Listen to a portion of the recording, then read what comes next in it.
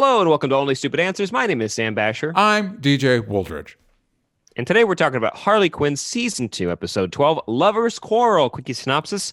Darkseid will grant Psycho the world if Psycho can prove himself by bringing him the head of Harley Quinn, the Earth woman who absconded his army without making good on her end of the deal. Psycho manages to control Ivy's mind, which results in the Justice League fighting Ivy and the ultimate showdown, Ivy versus Harley. Man, they are ramping up a lot. You know what? Like, they've done a lot over these past couple episodes. Yes. Like, even the smaller episodes this season, like, what was like a smaller one? I guess when we focus on just Mr. Freeze. Yeah. You know, like, or just Bane in the hole. But like, Speaking since of which, then, it's been running to the like the finish line. for sure. And speaking of Bane, for those that don't know, we're doing spoilers for these episodes. So if you haven't watched the episode, check it out and then come back here. We do get a confirmation that Bane is just still chilling in that hole. Mm-hmm. I'm glad he made it. Agreed. I'm glad he made it. And Two-Face is in the GCPD headquarters, and Riddler's Jack. Riddler's so like, Jack. there's still a good amount of villains out there. Yeah, we the only ones we've officially lost are Scarecrow and Penguin.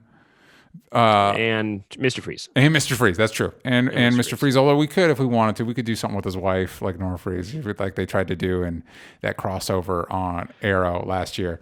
But yeah, so we get a showcase this was actually a pretty solid showcase for Harley's supporting cast. Clayface, King Shark, and Dr. Psycho, of course, is currently at this very moment the big bad. But we get a moment of seeing how powerful Clayface is. Harley even makes a joke about it. Like, wait, you could do this the whole time and you were just pretending to be co-eds and stuff like that? Wait, co-eds and divorcees. Divorcees. That's all you do. That was your whole bit, and you could become a giant clay monster. We find out that King Shark ate his little brother. That was his deepest, darkest secret. That was so mean. That was such a mean thing to show. And like you mentioned off camera, but to reiterate, it was that we all assumed that he was the little one with the glasses and the braces and everything. It's like, no, he is the older brother. Yes, yeah, he's the older brother who ate his brother. And I like the way it played out. And I like Dr. Psycho's reaction. Like, I thought you were just going to poop your pants or something. I didn't expect this. And of course, we've already known this, but this is another opportunity for us to show just how sheer powerful Poison Ivy can be, especially since when our supporting cast gets paired off to fight with the Justice League, she's the one that takes on Superman, which was really cool. Like, it's one of those moments where the show is a comedy, and the show's typically its best moments are comedy moments, but the action of seeing the Justice League Trinity fight the supporting cast was really cool. Mm-hmm. They did a good job, and like we were talking about this, but like King Shark, we're like, yeah, he's doing as much as he can. Yeah. It's cool if you just want to show him as like a powerhouse, like a Bane type. Yeah, he didn't become like an extra big shark or like summon an ocean. He's just still King Shark.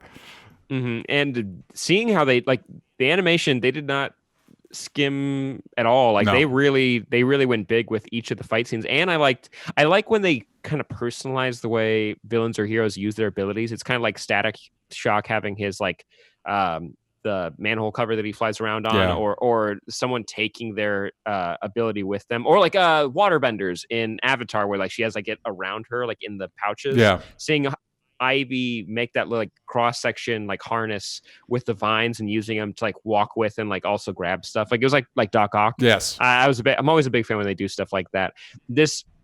I guess we haven't really seen Superman that much in the show. I forgot, like, he was only in like 2 episodes last season and 2 episodes this season, but he's such a ham. Mm-hmm. He is. That's totally okay. I'm fine with this interpretation of him, but he's such a ham. And I like Wonder Woman's like directness, where it's just like, we don't want to kill you, but you are literally destroying the city. We have to do something. Yeah. We have to be effective in some way. So, and the biggest loser in all of this, I mean, besides Dr. Psycho when he loses, but it's Kite Man. Like, he somehow, he's not Soldering Man. He has to figure out how to. He knows get Psy Soldering out of the Man, but eye. he's not here right now. No, he's in Minneapolis. Yes. But he saves Psy. He somehow gets him into a mixer. Yes. And he's able to create some tech that blocks Dr. Psycho's telepathy, so he can't get mind controlled. But you can just see, like, and he is perceptive. He's not fully perceptive. Yeah, he is an idiot, but he's not a complete idiot. Yeah, and that's important. Yeah. Like, you got to have him like starting to pick up on stuff and starting to notice things when Harley is super concerned over her friend's well-being. But that being said, like, the ending here, like, I'm glad it's not leading to like him dying. Hopefully it doesn't lead to him dying. We talked about that a little bit in the previous reviews. Was there a moment, because for me there was a moment of like, oh, here's where Kite Man dies. Did you have a moment like that? Does he get smacked by Darkseid? Is that what happens, or is there was a moment Dr. Psycho? So when for me the moment I think he gets smacked by both of them, but for me was when he comes up to Harley and he's like, okay, you put this in Ivy's ear and then she'll be unhypnotized. That's plan B. And Harley's like, whoa, time out. No, that's plan A. What do you mean plan B? What are you talking about? And he's like, true love. And then he goes and kisses her, and of course it doesn't work. And then I was like, oh, here's where she it gets super dramatic, and here's where she kills Kite Man. But thankfully, that's not what happened.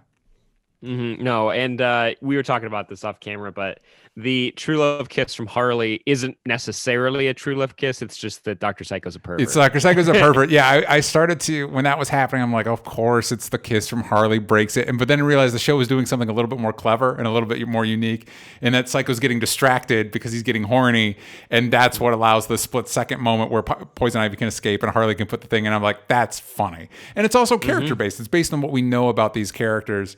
And it also allows, if it was like a true love's kiss situation, that kind of in a way makes the decision for Ivy easier. Whereas in this situation, because it wasn't really that, the issue still is complicated. And even like King Shark, another great moment where he's like looking up, because Dr. Psycho projects the memory of them having sex to like the entire city. And I liked King Shark is like, oof, this is going to make the group dynamic really complicated. And when Dr. Psycho says like he knows about Harley and Ivy, it was like, yeah, I took over her brain. Of course I read her mind. It's like, God, you suck. Yeah, he's the worst. God, you're a creep. You are so awful. And yeah, and I like that he's still on the playing field. I like the Darkseid. I like literally anything they did. He said it was Michael Ironside playing. Yes, who played Darkseid, yeah, in the Justice League animated series and Superman and stuff like that. And this one, yes, right? Yeah, same person. And which is just cool that he has some kind of knowledge of what that character is. When you think of like Michael Ironside, I don't think I wouldn't assume that man knows anything about DC Comics, but hey, don't judge a book by its cover. Also Joker, he's totally, as soon as Ivy showed up to try to kill Harley, he doesn't care. But it's different from not caring about Harley before. It's more just like he's got a domestic life now. Yeah. He's happy with his new girlfriend, and I'm happy for him. Right? Maybe not happy for him. I'm just happy he's not doing it. Exactly. It's more happy that he's not murdering people that we know of. And like, and there's no point that he's just gonna like pop out and then kill them. Like, he's made a decision.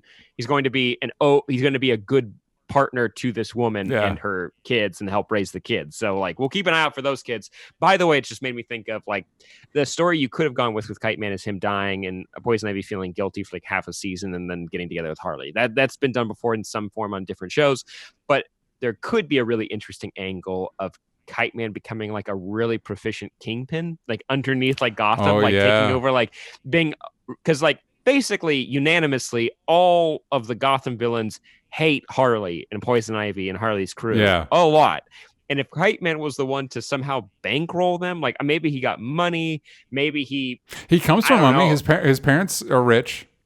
Maybe he like really wants to pick himself up by his bootstraps and like take like and unite the villains genuinely against Harley, maybe to either improve the city in a better way or to actually like be better villains or something. I think there's a really interesting angle you could go with this, like with this kind of Kite Man as a villain, like letting him kind of like play that role, but also the fact that like when he was trying to talk about the advanced technology that goes into a kite in this episode, that idea of having someone in power that spoke like that could be kind of fun for a couple episodes at the very least. Like the way that the season played out, the idea of the Justice League being taken off the table, Joker being sane, Batman having to recover, the way they've played that it has been really well balanced, and they've really explored every angle with that idea. So maybe that could be interesting, but who knows? What do you think the last episode of Harley Quinn season 2 is going to look like? Do you think they're going to wrap it up as in the entire series, or do you think there's going to be some hints for season 3 and what would those look like? I feel like the way things have,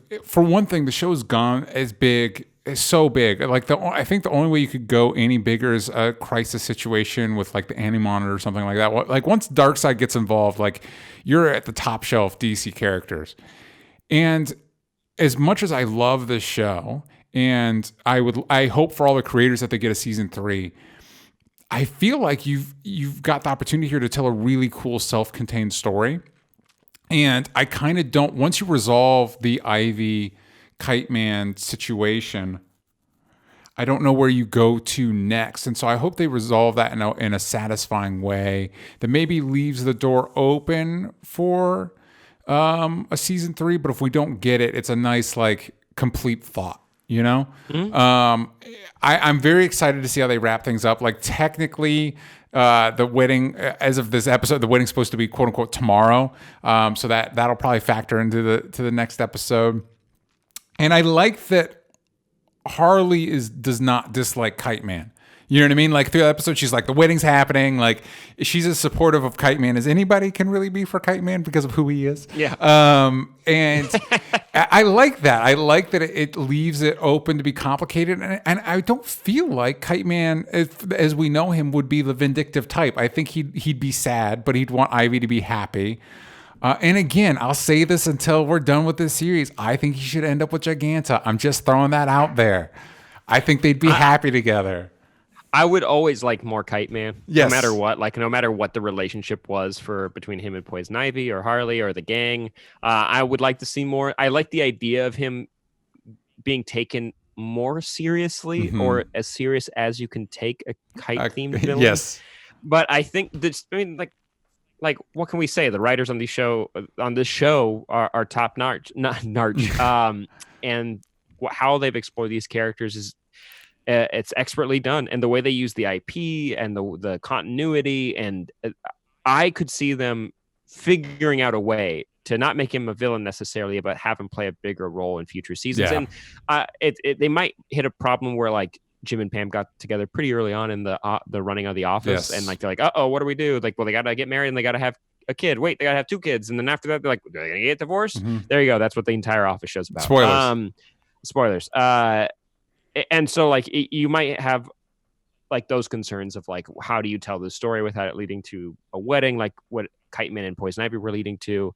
I think, though, there's a way to tell a compelling story because they are both so volatile characters. Yeah. Like, they're not vindictive or mean to each other, but they still might not be the best combo together. Yeah. And having them both have to tackle those problems together could be really satisfying. Like, this is the first time we get a show where the Joker has a happy ending. That is actually happy for all the parties. Yeah, exactly. He's slightly less murdery. I'm very excited for the way the finale goes, and I thought this was a great episode. And seeing how this season played out was, and like, if you told me at the beginning of the season Darkseid was going to be involved, I'd be like, how? You know what I mean? And I thought they did it in a very cool way. And of course, he's still a threat out there if we get extra seasons, because he said, I'll be back. So I will say, only nitpick for this episode is, and I mentioned to you this earlier when we were talking about it off the air, was all the Justice League Trinity splits up to fight different supporting members of Harley's team, and the action was really cool. But Wonder Woman and King Shark end up in Freeze Land, which was cool that we utilized. And you pointed out that Poison Ivy went to Riddler U, and so I liked utilizing some of the territory we'd laid out early in the season. And she fights King Shark, and then Batman's on a roof with Clayface, and he sees, I guess they're just cooling units, and he blows them up, and somehow they freeze Clayface. And it's like, well, maybe Batman and Clayface should have gone to the freeze area, and then Wonder Woman and King Shark could have fallen on the roof. But other than that, I thought that episode was fantastic. Yeah, it was. I get it, because it was like air conditioning units. Yeah, it's just like, what do you hit air conditioning? But there's a giant snow globe over there. Yeah, why did they take them over there? I'm sure there's still freeze stuff over there. Mm-hmm. They didn't have time to pack. It's a whole district of a city. Yeah, exactly. But hey, overall 9.5. Really Agreed. Enjoy it. Also, I don't know what to do with Dr. Psycho. Like, honestly, like, I mean, you're gonna throw him into prison, but like, what do you do? I also, next for his character? Like you were saying with Kite Man, I kind of hope he still factors into the show, because he's just this interesting. He's this interesting wild card. He benefits the show the way I think like Joker benefits the show, where there's this kind of like you just said, like, what do we do with this guy? And I think that's an interesting dynamic for the characters to have to navigate. So I hope he still factors in somewhere down the line. Agreed. But I would like to hear from you guys what you think is going to be happening in the finale. We want to hear your predictions. We'll read them next week on the show. And make sure you like this video, share, and subscribe. Check out our Patreon to support the show. Anyway, you can listen to our podcast every Monday. New episodes every week. We've got a couple episodes that have been going out that have been pertinent to what's happening in America and the world today. And we had some amazing guests who came on and were very eloquent. And it was just a very solid conversation. One of my all-time favorite episodes with Ed Greer. Go check it out. And yeah, we'll see you guys next time. Bye-bye.